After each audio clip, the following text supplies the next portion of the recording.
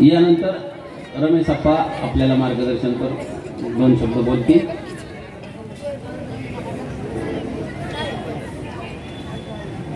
छत्रपती शिवाजी महाराज की, छत्रपती शिवाजी महाराज की, छत्रपती शिवाजी महाराज की। उपस्थित सर्व बंधू आणि भगिनींनो, आज छत्रपती संभाजी महाराजांच्या पुण्यतिथीचा कार्यक्रम या ठिकाणी वरवंड आणि परिसरामध्ये संपन्न होत आहे आणि या ठिकाणी राकेशजी पिंजल साहेबांचं व्याख्यान तुम्हाला होणार आहे आणि म्हणून त्यांचं या ठिकाणी व्याख्यात्यांचं आपल्या सर्वांच्या वतीने मी हार्दिक असं स्वागत करतो।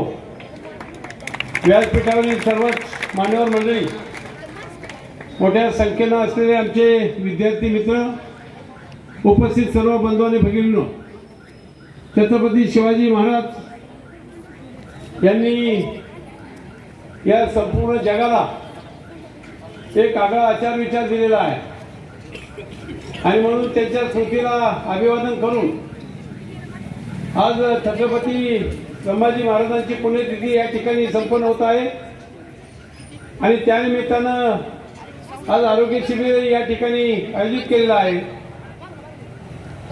असे अनेक सामाजिक उपक्रम या ठिकाणी त्यांनी जो आचार विचार तुम्हाला आम्हाला दिलेला आहे, तो आचार विचार तुम्ही आम्ही सर्वांनी पुढे चालू ठेवणं,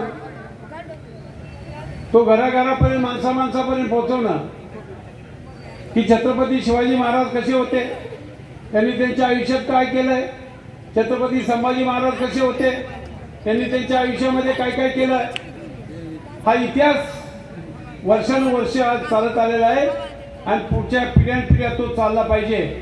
त्या दृष्टीनं अशा प्रकारच्या या पुण्यतिथ्या वगैरे साजऱ्या तुम्ही आम्ही सर्वजण करत आहोत। या ठिकाणी या समितीनं, छत्रपती संभाजी महाराज समितीनं हा जो कार्यक्रम आयोजित केलेला आहे त्यांना मी मनापासून या ठिकाणी धन्यवाद देतो।